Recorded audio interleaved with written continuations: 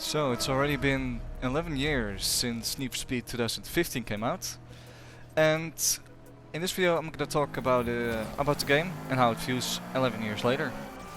Crazy it's already been this long, but here we go.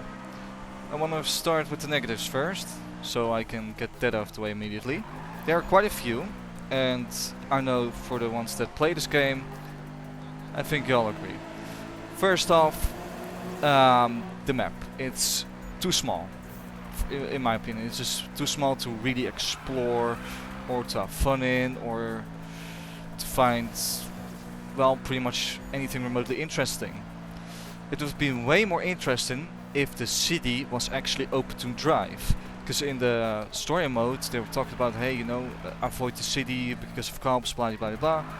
But you can never access the city. It's you drive under it through the highway, and that's kinda it's just shit. Because I wanna explore the city, look what is so interesting about it, or unique, or what the city has to offer. But you cannot do that because you can't access it. And when you look at the map, it's like, damn, is this really it? So small? Like, I feel all the Need for Speed games had a way bigger map. Except Need for Speed Undercover, that one has the smallest map. At least so far I know. Especially the Wii version, but yeah, it's just a small map. And secondly, the cops. The cops are just a complete clown. Just clowns. Complete shit show. They're so easy to escape. They're no challenge whatsoever. You just bang, escape them. And that's it. I did stick around for like 13 minutes, which is quite a bit, to go to the max heat level. But even then, it was like very fucking easy. Like, no challenge whatsoever. So that's the second complaint. Thirdly, if you haven't noticed, but the guardrails act like magnets. Like just strong magnets. When you like take a corner or drift around the corner, it just acts like magnets. It just pulls your car towards it. And that's also very annoying. What's also quite a bit annoying is every time I drift, see in the video, right here, the car just doesn't respond to my inputs. Like I steer or anything, but it just doesn't react. It just doesn't do the input. And now the bigger elephant in the room, the game is online only. Which means if EA decides to pull the plug, you can't play it anymore. You just like lose it all. Luckily, the game is dirt cheap, especially on instant gaming and also on like Steam sales or EA sales. So that's good. But still, if you bought the game, you should own it. You know, that's how it should work. And also because it's online only, for instance, you're doing a race, and it can get ruined by another player that's also doing a race. So those NPCs may crash into you, or the player crashes into you. That can ruin races quite big, where you have to like restart, and it can get infuriating. But I think that's my negative point so far, so let's talk about the good. Of course, the graphics are peak. It's beautiful, it's gorgeous. Not as good as Heat, as I say, but for 2015 it was like very next gen, especially in 2K. Oh, and also the rain. The rain also looks very nice.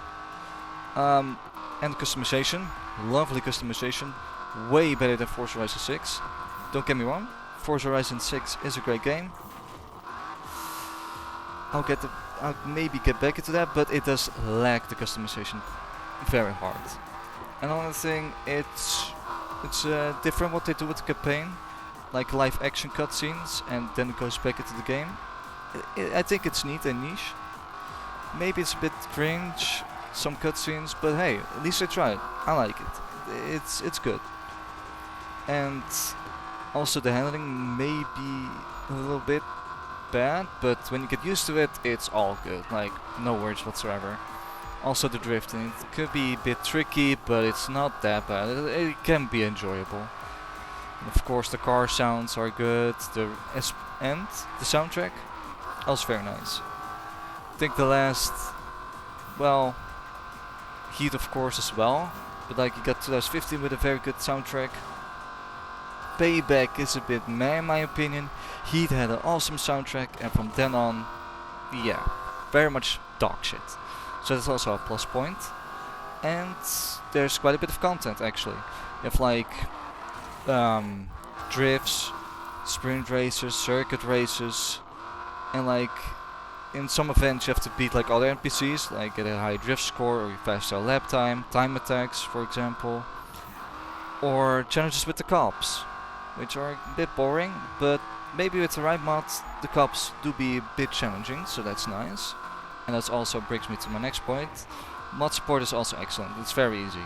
It's not that much of a hassle, so that's also nice.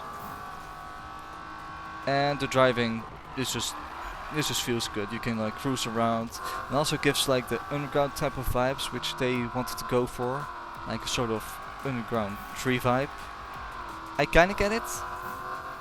You know, it's doing its job. Like the industrial areas, the night, the fitting cars, the fitting team. So yeah, I can see it a bit. Yeah, I can see what they're going for. So the style is also good. Oh, and what I also like is the UI. Like when you go to the menu, you see like pictures of other people's cars in real life, and like how they, well, edit them together. I love it. You don't see that often. I love the way it's done. And also like how it moves, you know, like between buttons you see like the cars driving of course, and you can choose like all driving playlist. It's nice, it's nice. And it's also just fun to do. Even after 11 years I still play it. Because, you know, unlocking cars, customize them,